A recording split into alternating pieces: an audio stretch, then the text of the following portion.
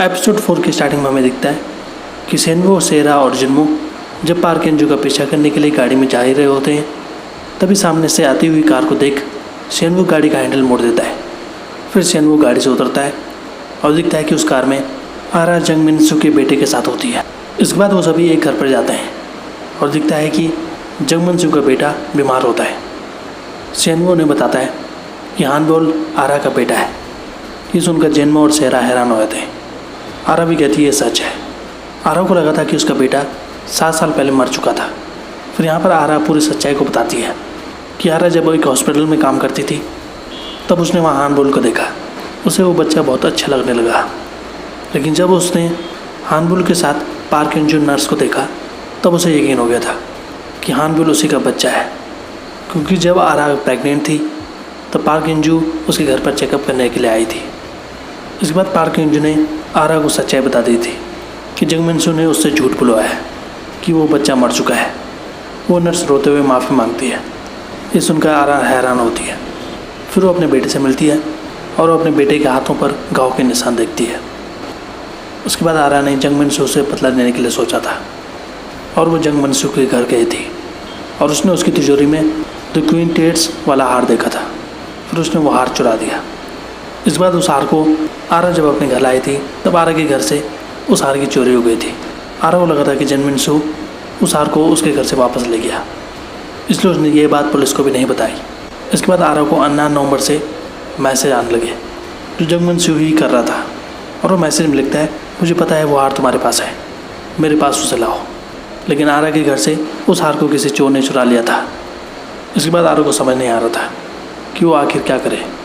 आरा को लग गया था कि जंगमिनसू उसे जिंदा नहीं छोड़ेगा, इसलिए आरा ने हानबोल के साथ रहने का फैसला किया और वो सूटकेस लेकर अपने घर से निकल पड़ी। और इस काम में आरा की मदद नर्स पार्क एंजू कर रही थी। वहीं प्रेजेंट में आरा सेनवो से कहती है, मुझे नहीं पता था कि आप उस हार को खोज रहे हैं। सेनवो कहता है, अगर तुमने मुझे पहचान लिया तो तुम्हें यह भी पता होना चाहिए कि मैं तुम्हें क्यों ढूंढ रहा हूँ। वहीं आरा की बेटी की तबीयत खराब होती जा रही थी। आरा सेनवो से रिक्वेस्ट करती है कि वो उसे जाने दे, क्योंकि 3 घंटे में उसे प्लेन तक पहुंचना है अपने बेटे की सर्जरी कराने के लिए। सेनवो आरा से पूछता है, मुझे बताओ तुम्हें वो हार किससे मिला, और सेनवो उसे जाने नहीं देता जब तक वो इस सवाल का आंसर नहीं देती। आरा कहती है, मुझे पता है वो नेकलेस तुम्हारी माँ का है। आरा सेनवो को भरोसा दिलाती है कि वो सर्जरी के बाद उसे सारी सच्चाई बता देगी, लेकिन सेनवो को उस पर भरोसा नहीं था। फिर सेरा सेनवो से रिक्वेस्ट करती है कि वो उन्हें जाने दे, लेकिन सेनवो सेरा की बात मानने को राजी नहीं था। फिर सेनवो रीज़न बता ही देता है कि वो उस हार को क्यों ढूंढ रहा है, क्योंकि वो 20 साल से अपनी माँ के हत्यारे को ढूंढ रहा है जिसने उसकी माँ की जान ली थी। वहीं सेनवो बाहर देखता है कि गाड़ी से आरा भाग चुकी है। सेनवो अंदर जाता है और देखता है जिन्मो बेहोश हो चुका है और वहाँ पर इंजेक्शन गिरा हुआ था, यानी आरा ने इंजेक्शन के जरिए जिन्मो को बेहोश कर दिया। वहीं दूसरी तरफ आरा अपने बच्चों को लेकर गाड़ी पर जा रही थी और जिन्मो को होश आ चुका था। वहीं सेनवो घर पर होता है। वहाँ लगे एक ड्राइंग को देखता है जो हानबोल ने बना रखी थी। सेनवो जिन्मो को जीपीएस के थ्रू उस कार को ट्रेस करने के लिए कहता है। जिन्मो अपने फ़ोन में उस कार की लोकेशन देख लेता है। इसके बाद वो तीनों आखिर उस जगह पहुँच जाते हैं जहाँ आरा मौजूद थी, और वहाँ सेनवो आरा से उसी सवाल का जवाब मांगता है, लेकिन आरा को फ्लाइट के लिए लेट हो रहा था। सेनवो आरा से कहता है, अगर तुम मेरा हेलीकॉप्टर लेती हो तो तुम 1 घंटे में हवाई अड्डे में पहुँच जाओगी। इसके बाद के सीन में हमें दिखता है कि वो सब बाहर आए थे और हानबोल सेनवो को थैंक यू कहता है। फिर वो जैसे जाने लगते हैं तभी आरा सेनवो के पास आती है और वो सेनवो के कान में कुछ कहती है, फिर वहाँ से चली जाती है।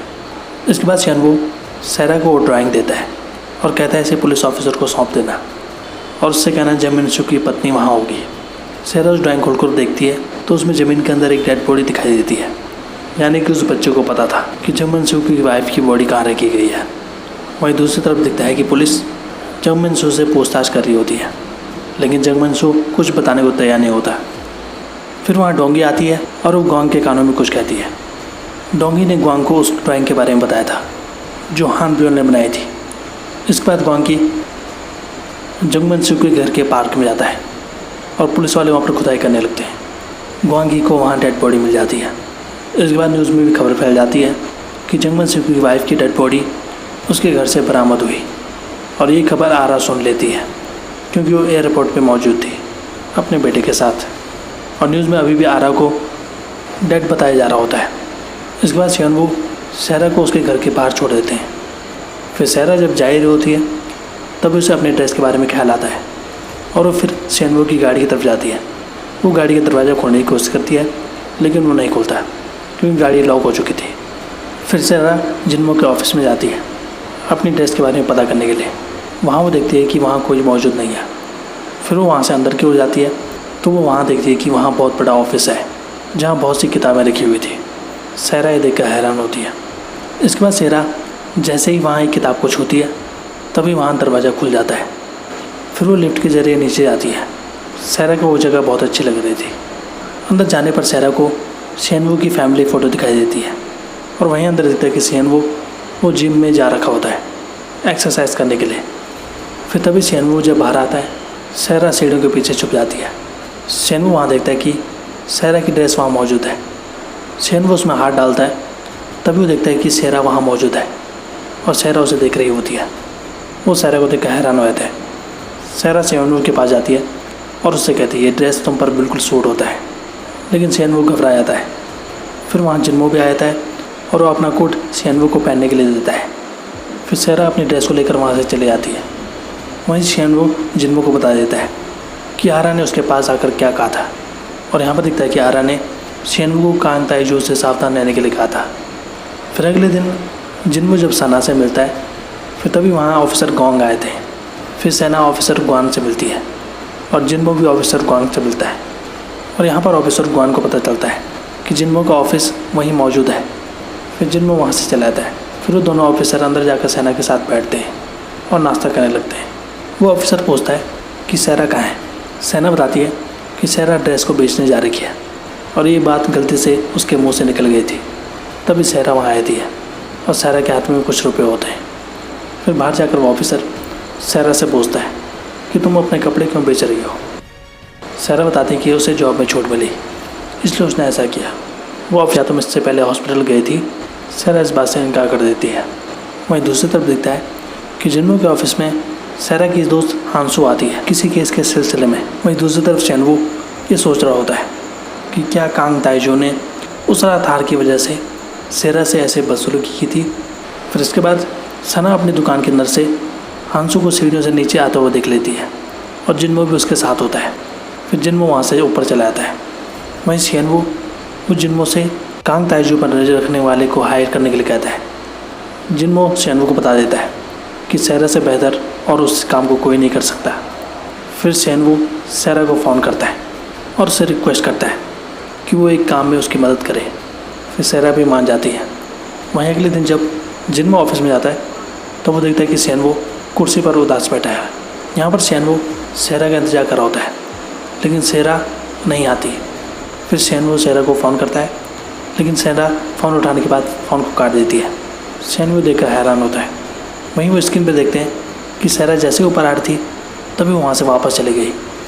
फिर शियनवू सहरा को खोजने के लिए निकल जाता है जिन्मो के साथ और वो नीचे जाकर सेना से पता करते हैं लेकिन सेना को इस बारे में कुछ भी पता नहीं होता। इसके बाद जिन्मो और शियनवू अपनी गाड़ी में सहरा को ढूंढने के लिए निकल जाते हैं और वहाँ से वो एक ऑर्फनेज में जाते हैं जहाँ उन्हें सहरा के बारे में पता चलता है कि सहरा अनाथ है और वो बचपन में ऑर्फनेज में ही पली बड़ी थी। फिर शियनवू जिन्मो के साथ वहाँ हांसू के रूम में जाता है।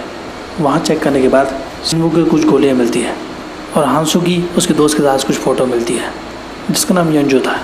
वहीं दूसरी तरफ दिखता है कि सहरा हांसू का पता करने के लिए उस स्टोर मालिक के पास गई थी लेकिन वो स्टोर मालिक बताता है कि हांसू ने अपनी सैलरी पहले ले ली थी और वो मांग कर चली गई।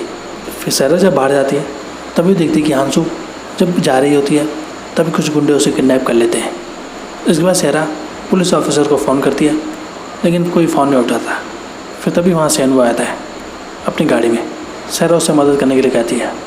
फिर वो अपनी गाड़ी से उस वैन का पीछा करते हैं और पीछा करते करते वो उस जगह पर पहुँच जाते हैं। वहीं अंदर दिखता है कि वो गुंडे हांसू को अंदर ले आते हैं। हांसू वहाँ अपनी फ्रेंड को देखती है जो कि बेहोश हो रही थी। हांसू उन्हें अपने बैग से निकाल के कुछ रुपए देती है लेकिन वो आदमी हांसू से कहता है कि ये रुपए कम है, हमें ब्याज भी चाहिए। हांसू ने धमकी दे दी है कि वो पुलिस वाले को जानती है।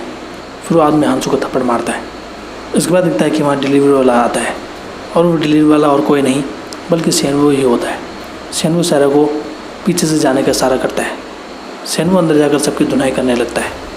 फिर सैरा हांसू को जब छुड़ा रही होती है तभी वो गुंडे सेनवो को पकड़ लेते हैं। इसके बाद जिन्मो की बारी आती है। वहीं दूसरी तरफ गुंडों ने सेनवो और सैरा को बांध दिया था।